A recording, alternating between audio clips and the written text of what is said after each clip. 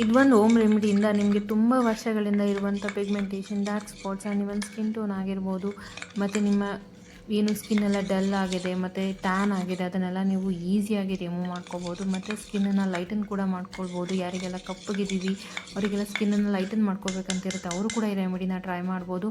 ತುಂಬ ವರ್ಷಗಳ ಪಿಗ್ಮೆಂಟೇಷನ್ ಕಲೆಗಳಾಗಿರ್ಬೋದು ಅಥವಾ ನಮಗೇನು ಪಿಂಪಲ್ಸ್ ಕಲೆಗಳಿರುತ್ತೆ ಅದನ್ನು ಕೂಡ ಈ ರೆಮಿಡಿಯಿಂದ ನೀವು ಕ್ಲಿಯರ್ ಮಾಡ್ಕೊಳ್ಬೋದು. ಇದು ಬೆಸ್ಟ್ ರೆಮಿಡಿ ಅಂತಲೇ ಹೇಳ್ಬೋದು. ಇದು ಮಾಡ್ಕೊಳ್ಳೋದು ಬಹಳ ಸುಲಭ ಮತ್ತು ಇದು ನಿಮ್ಮ ಮನೆಯಲ್ಲಿರುವಂಥ ಇಂಗ್ರೀಡಿಯೆಂಟ್ಸ್ನ ಉಪಯೋಗಿಸ್ಕೊಂಡೇ ಮಾಡ್ಕೊಳ್ಳೋದು. ಮೊದಲಿಗೆ ಒಂದು ಬೌಲ್ನ ತೊಗೊಳ್ಳಿ, ಅದಕ್ಕೆ ನಾನಿಲ್ಲಿ 1 ಚಮಚದಷ್ಟು ಮೊಸರನ್ನ ಹಾಕ್ಕೊಳ್ತಾ ಇದ್ದೀನಿ. ಸೊ ಮೊಸರು ವಿಟಮಿನ್ ಸಿ ಇರೋದ್ರಿಂದ ಸ್ಕಿನ್ನನ್ನು ಲೈಟನ್ ಮಾಡೋದಕ್ಕೆ ಹೆಲ್ಪ್ ಮಾಡುತ್ತೆ ಮತ್ತು ತುಂಬ ಬ್ರೈಟ್ ಆಗುತ್ತೆ ಸ್ಕಿನ್ ಕೂಡ, ತುಂಬ ಗ್ಲೋ ಬರುತ್ತೆ. ಇದನ್ನು ಯೂಸ್ ಮಾಡೋದ್ರಿಂದ ಪಿಗ್ಮೆಂಟೇಷನ್ ರಿಮೂವ್ ಮಾಡೋದಕ್ಕೆ ಕೂಡ ಹೆಲ್ಪ್ ಆಗುತ್ತೆ ಮತ್ತು ಯಾವುದೇ ರೀತಿಯಾದ ಕೆಮಿಕಲ್ಸ್ನ ನಾವಿಲ್ಲಿ ಯೂಸ್ ಮಾಡ್ತಿಲ್ಲ. ಮತ್ತು ನಾನು ಇದಕ್ಕೆ 1 ಚಮಚದಷ್ಟು ಶುಗರ್ನ ಆ್ಯಡ್ ಮಾಡ್ಕೊಂಡಿದ್ದೀನಿ. ಹಾಗೆ ನಾನಿಲ್ಲಿ 1 ಚಮಚದಷ್ಟು ಅಕ್ಕಿ ಹಿಟ್ಟನ್ನು ಕೂಡ ಆ್ಯಡ್ ಮಾಡ್ಕೊಂಡಿದ್ದೀನಿ. ನಾನಿಲ್ಲಿ ಮೊಸರು, ಸ್ವಲ್ಪ ಅಕ್ಕಿ ಹಿಟ್ಟು ಮತ್ತು ಸ್ವಲ್ಪ ಶುಗರ್ನ ಹಾಕ್ಕೊಂಡಿದ್ದೀನಿ. ನಂತರ ನಾನಿಲ್ಲಿ ಕಸ್ತೂರಿ ಅರಿಶಿನ ಉಪಯೋಗಿಸ್ಕೊಳ್ತಾ ಇದ್ದೀನಿ. ನಿಮ್ಮ ಮನೆಯಲ್ಲಿ ಏನಾದರೂ ಕಸ್ತೂರಿ ಅರಿಶಿನ ಇಲ್ಲ ಅಂತಂದರೆ ಪ್ಯೂರ್ ಆಗಿರೋದು, ಆರ್ಗ್ಯಾನಿಕ್ ಆಗಿರೋದು ಯಾವುದಾದ್ರೂ ಅರಿಶಿನ ನೀವಿಲ್ಲಿ 1/4 ಚಮಚದಷ್ಟು ಹಾಕ್ಕೊಳ್ಬೇಕಾಗುತ್ತೆ. ಸೊ ಪ್ಯೂರ್ ಆಗಿರೋದು ಯೂಸ್ ಮಾಡೋದ್ರಿಂದ ಸ್ಕಿನ್ನನ್ನು ಲೈಟನ್ ಮಾಡೋದಕ್ಕೆ ಹೆಲ್ಪ್ ಮಾಡುತ್ತೆ ಮತ್ತು ಡೆಡ್ ಸ್ಕಿನ್ನ ರಿಮೂವ್ ಮಾಡೋದಕ್ಕೆ ಕೂಡ ಹೆಲ್ಪ್ ಮಾಡುತ್ತೆ. ಹಾಗೆ ನಾನಿಲ್ಲಿ ಸ್ಯಾಂಡಲ್ವುಡ್ ಪೌಡರ್ನ ಯೂಸ್ ಮಾಡ್ತಾಯಿದ್ದೀನಿ. ಇದು ಅಷ್ಟೇ ಸ್ಕಿನ್ನಿಗೆ ತುಂಬ ಒಳ್ಳೆಯದಂತಾನೆ ಹೇಳ್ಬೋದು. ಇದು ನಿಮಗೆ ಸ್ಕಿನ್ನನ್ನು ತುಂಬ ಸಾಫ್ಟ್ ಮಾಡೋದಕ್ಕೆ, ಲೈಟ್ ಮಾಡೋದಕ್ಕೆ ಹೆಲ್ಪ್ ಆಗುತ್ತೆ. ಮತ್ತು ಸ್ಯಾಂಡಲ್ವುಡ್ ಪೌಡರ್ನ ತುಂಬ ವರ್ಷಗಳಿಂದ ತುಂಬ ಜನ ಯೂಸ್ ಮಾಡ್ತಿದ್ದಾರೆ, ಅದರಿಂದ ಬೆಸ್ಟ್ ರಿಸಲ್ಟ್ ಅಂತಲೇ ಹೇಳ್ಬೋದು. ಇದೆರಡು ನಿಮಗೆ ಎಲ್ಲ ಆನ್ಲೈನ್ ಶಾಪ್ಸಲ್ಲೂ ಸಿಗುತ್ತೆ. ಇದನ್ನು ನಾನು ಫ್ಲಿಪ್ಕಾರ್ಟಿಂದ ಅಥವಾ ಅಮೆಝಾನಿಂದನೂ ಕೂಡ ನೀವು ತರಿಸ್ಕೊಳ್ಬೋದು. ಇದನ್ನು ನಾನಿಲ್ಲಿ ಅಮೆಝಾನಿಂದ ತರಿಸ್ಕೊಂಡಿದ್ದೆ. ಇದು ಎಲ್ಲ ಕಡೆಯೂ ನಿಮಗೆ ಸಿಗುತ್ತೆ. ಯಾರಿಗಾದರೂ ಇದರ ಲಿಂಕ್ ಬೇಕಿದ್ರೆ ಲಿಂಕ್ ಅಂತ ಇದೆ, ನನಗೆ ಕಮೆಂಟ್ ಮಾಡಿ, ನಾನು ನಿಮಗೆ ಇದನ್ನು ಶೇರ್ ಮಾಡ್ತೀನಿ.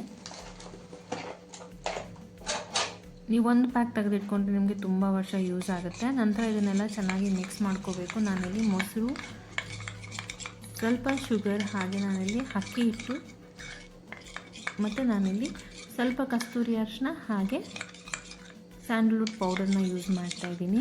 ಇದೆಲ್ಲ ನ್ಯಾಚುರಲ್ ಆಗಿ ಸಿಗುವಂಥ ಇಂಗ್ರೀಡಿಯೆಂಟ್ಸು ಮತ್ತು ತುಂಬ ಎಫೆಕ್ಟಿವ್ ಆಗಿ ವರ್ಕ್ ಆಗುತ್ತೆ. ಯಾವುದೇ ಹೋಮ್ ರೆಮಿಡಿನ ನಾವು ಟ್ರೈ ಮಾಡೋದಕ್ಕಿಂತ ಮುಂಚೆ ಆದಷ್ಟು ನಾವು ಪ್ಯಾಚ್ ಟೆಸ್ಟ್ ಮಾಡಿನೇ ಟ್ರೈ ಮಾಡಬೇಕು. ಯಾವುದಾದ್ರೂ ಹೊಸ ರೆಮಿಡಿನ ಟ್ರೈ ಮಾಡ್ತಾ ಇದ್ದೀವಿ ಅಂದರೆ ನಾವು ಅದನ್ನು ಡೈರೆಕ್ಟಾಗಿ ಮುಖಕ್ಕೆ ಅಪ್ಲೈ ಮಾಡೋದಕ್ಕಿಂತ ಮುಂಚೆ ಒಂದು ಸ್ವಲ್ಪ ನಾವು ಕೈಗೆ ಅಪ್ಲೈ ಮಾಡಿಕೊಂಡು ನಮ್ಗೆ ಯಾವುದೇ ರೀತಿಯಾದ ಇರಿಟೇಷನ್ ಆಗಿಲ್ಲ ಮತ್ತು ಸ್ಕಿನ್ಗೆ ಯಾವುದೇ ರೀತಿಯಾದ ಡ್ಯಾಮೇಜ್ ಆಗಿಲ್ಲ ಅಂದರೆ ನಾವು ನಂತರನೇ ಇದನ್ನೆಲ್ಲ ಫೇಸಿಗೆ ಅಪ್ಲೈ ಮಾಡ್ಕೋಬೇಕಾಗತ್ತೆ.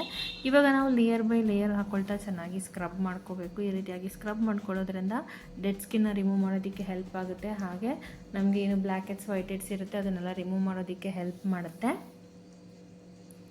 ಸೊ ಈ ರೀತಿಯಾಗಿ ನಾವು ಚೆನ್ನಾಗಿ ಸ್ಕ್ರಬ್ ಮಾಡ್ಕೊಳ್ಬೇಕು. ಸ್ಟೆಪ್ ಬೈ ಸ್ಟೆಪ್ ನಾವು ನಿಧಾನಕ್ಕೆ ಸ್ವಲ್ಪನೇ ಲೇಯರ್ ಬೈ ಹಾಕ್ಕೊಂಡು ನಾವು ಇದನ್ನು ಲೈಟಾಗಿ ಸ್ಕ್ರಬ್ ಮಾಡ್ಕೋಬೇಕು. 1 ರಿಂದ 2 ನಿಮಿಷ ಸ್ಕ್ರಬ್ ಮಾಡಿಕೊಂಡ್ರೆ ಸಾಕು. ನಮ್ಮ ಡೆಡ್ ಸ್ಕಿನ್ ಎಲ್ಲ ರಿಮೂವ್ ಆಗುತ್ತೆ ಮತ್ತು ಟ್ಯಾನ್ ಆಗಿರೋದೆಲ್ಲ ರಿಮೂವ್ ಆಗುತ್ತೆ, ಪಿಗ್ಮೆಂಟೇಷನ್ ಆಗಿರೋದೆಲ್ಲ ಚೆನ್ನಾಗಿ ರಿಮೂವ್ ಆಗುತ್ತೆ.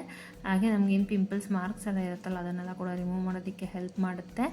ಸನ್ಗೆ ತುಂಬ ಎಕ್ಸ್ಪೋಸ್ ಆಗಿ ಮುಖ ಎಲ್ಲ ಟ್ಯಾನ್ ಆಗಿದ್ರೆ ಅಂದರೆ ಅದನ್ನು ಕೂಡ ತುಂಬ ಈಸಿಯಾಗಿ ರಿಮೂವ್ ಆಗೋದಕ್ಕೆ ಹೆಲ್ಪ್ ಮಾಡುತ್ತೆ.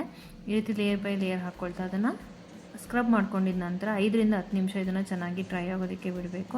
ನೋಡಿ, ಅದು ಈ ರೀತಿ ಚೆನ್ನಾಗಿ ಡ್ರೈ ಆಗಿರಬೇಕು ಮತ್ತು ಅಂಟಿಸೋದಕ್ಕೆ ಶುರುವಾಗಬೇಕು. ಯಾಕೆಂದರೆ ನಾವಿಲ್ಲಿ ಶುಗರ್ ಯೂಸ್ ಮಾಡಿರೋದ್ರಿಂದ ಅದನ್ನು ಈ ರೀತಿಯಾಗಿ ನಾವು ರಬ್ ಮಾಡ್ಕೊಳ್ತಾ ನೀಟಾಗಿ ರಿಮೂವ್ ಮಾಡ್ಕೋಬೇಕು. ಈ ರೀತಿ ರಬ್ ಮಾಡ್ಕೊಳ್ತಾ ರಿಮೂವ್ ಮಾಡ್ಕೊಳ್ತಾ ಇರಬೇಕಾದ್ರೆ ನಮಗೆ ಟ್ಯಾನ್ ರಿಮೂವ್ ಆಗೋದಕ್ಕೆ ಹೆಲ್ಪ್ ಆಗುತ್ತೆ. ಹಾಗೆ ಬ್ಲ್ಯಾಕ್ ಹೆಡ್ಸ್, ವೈಟ್ ಹೆಡ್ಸ್ ಕೂಡ ರಿಮೂವ್ ಆಗೋದಕ್ಕೆ ಹೆಲ್ಪ್ ಆಗುತ್ತೆ. ಈ ರೆಮಿಡಿನ ಒಂದ್ಸಲ ಟ್ರೈ ಮಾಡಿ. ನಿಮಗೆ ಏನು ಪಾರ್ಲರಲ್ಲಿ ನೀವು ಬ್ಲೀಚ್ ಅಥವಾ ಫೇಶಿಯಲ್ ಮಾಡಿಸ್ತೀರಾ ಅಷ್ಟೇ ಒಳ್ಳೆ ರಿಸಲ್ಟ್ನ ಕೊಡುತ್ತೆ. ಒಂದ್ಸಲ ಟ್ರೈ ಮಾಡಿ. ಇದಕ್ಕೆ ನೀವು ರೆಗ್ಯುಲರಾಗಿ ಕೂಡ ಯೂಸ್ ಮಾಡ್ಬೋದು. ತುಂಬ ಒಳ್ಳೆ ರಿಸಲ್ಟ್ ಕೊಡುತ್ತೆ ಮತ್ತು ತುಂಬ ಎಫೆಕ್ಟಿವ್ ಆಗಿ ಕೂಡ ನಿಮಗೆ ಇದು ವರ್ಕ್ ಆಗುತ್ತೆ. ನೋಡಿ, ಈ ರೀತಿ ಅಣಿಸ್ತಾ ಇರುತ್ತೆ. ನಾವು ಅದನ್ನು ಈ ರೀತಿ ಸ್ಕ್ರಬ್ ಮಾಡ್ಕೊಳ್ತಾ ರಿಮೂವ್ ಮಾಡ್ಕೋಬೇಕು. ನೋಡಿ, ಈ ರೀತಿ ಎಲ್ಲದನ್ನು ರಿಮೂವ್ ಮಾಡ್ಕೋಬೇಕು. ನಾವು ಆದಷ್ಟು ಈ ಮೆಥಡ್ನ ಫಾಲೋ ಮಾಡಿದ್ರೆ ನಮ್ಗೆ ಒಳ್ಳೆ ರಿಸಲ್ಟ್ ಕೊಡುತ್ತೆ. ನಾವು ಡೈರೆಕ್ಟಾಗಿ ವಾಶ್ ಮಾಡಬಾರ್ದು. ಡ್ರೈ ಆದಮೇಲೆ ಈ ರೀತಿ ಮಾಡಿಕೊಂಡು ನಂತರ ನಾವು ವಾಶ್ ಮಾಡೋದ್ರಿಂದ ತುಂಬ ಎಫೆಕ್ಟಿವ್ ಆಗಿ ವರ್ಕ್ ಆಗುತ್ತೆ. ನೋಡಿ, ಇವಾಗ ಈ ರೀತಿ ಎಲ್ಲದನ್ನು ರಿಮೂವ್ ಮಾಡಿಕೊಂಡು ನಾವು ನಂತರ ವಾಶ್ ಮಾಡ್ಕೋಬೇಕು. ಪ್ಲೇನ್ ವಾಟರಲ್ಲಿ, ನಾರ್ಮಲ್ ಪ್ಲೇನ್ ವಾಟರಲ್ಲಿ ನಾವು ಈ ರೀತಿ ವಾಶ್ ಮಾಡ್ಕೊಂಡು ನಂತರನೇ ನೀವು ಇಮಿಡಿಯೇಟ್ ರಿಸಲ್ಟ್ ನೋಡ್ಬೋದು. ಸ್ಕಿನ್ನು ತುಂಬ ಸಾಫ್ಟ್ ಆಗಿರುತ್ತೆ ಮತ್ತು ತುಂಬ ಗ್ಲೋ ಬರೋದಕ್ಕೆ ಕೂಡ ಶುರುವಾಗುತ್ತೆ. ನಿಮ್ಗೆ ಯಾವುದಾದ್ರೂ ಫಂಕ್ಷನ್ ಇದೆ, ಪಾರ್ಲರ್ಗೆ ಹೋಗೋದಕ್ಕೆ ಟೈಮ್ ಇಲ್ಲ ಅಂದರೂ ಕೂಡ ಇದನ್ನು ಟ್ರೈ ಮಾಡಿ. ವಾರಕ್ಕೆ ಒಂದ್ಸಲ ಟ್ರೈ ಮಾಡಿ. ನಿಮಗೆ ತುಂಬ ರಿಫ್ರೆಶ್ ಅನಿಸುತ್ತೆ ಮತ್ತು ಸ್ಕಿನ್ನು ಟ್ಯಾನ್ ಎಲ್ಲ ರಿಮೂವ್ ಆಗಿ ನಿಮಗೆ ತುಂಬ ಲೈಟನ್ನಾಗಿ ಕಾಣುತ್ತೆ ಸ್ಕಿನ್ ಕೂಡ. ಮತ್ತು ಪಿಗ್ಮೆಂಟೇಷನ್ ರಿಮೂವ್ ಮಾಡೋದಕ್ಕೆ ಎಲ್ಲ ರೀತಿಯಾದ ಸ್ಕಿನ್ ಪ್ರಾಬ್ಲಮ್ಸ್ಗೆ ಇದು ತುಂಬ ಹೆಲ್ಪ್ ಆಗುತ್ತೆ. ಇದನ್ನು ನೀವು ಬಾಡಿಗೆ ಕೂಡ ಟ್ರೈ ಮಾಡ್ಬೋದು. ಇದು ಒಂದು ಮೆಥಡ್ ನೀವು ಫಾಲೋ ಮಾಡಿ, ನಿಮ್ಮ ಸ್ಕಿನ್ ತುಂಬ ಗ್ಲೋ ಆಗೋದಕ್ಕೆ ಶುರುವಾಗುತ್ತೆ. ಯಾವುದೇ ರೀತಿಯಾದ ಪಾರ್ಲರ್ ಮತ್ತು ಫೇಶಿಯಲ್ ಎಲ್ಲ ಹೋಗಿ ಮಾಡಿಸ್ಕೊಳ್ಳೋಂಥ ಅವಶ್ಯಕತೆಯೇ ಇರೋದಿಲ್ಲ. ಅಷ್ಟು ಒಳ್ಳೆಯ ರೆಮಿಡಿ ಅಂತಲೇ ಹೇಳ್ಬೋದು. ನೀವು ಟ್ರೈ ಮಾಡಿ ಹೇಗೆ ಅನ್ನಿಸ್ತು ಅಂತೇಳಿ ನನಗೆ ಕಮೆಂಟ್ ಸೆಕ್ಷನಲ್ಲಿ ತಿಳಿಸಿ.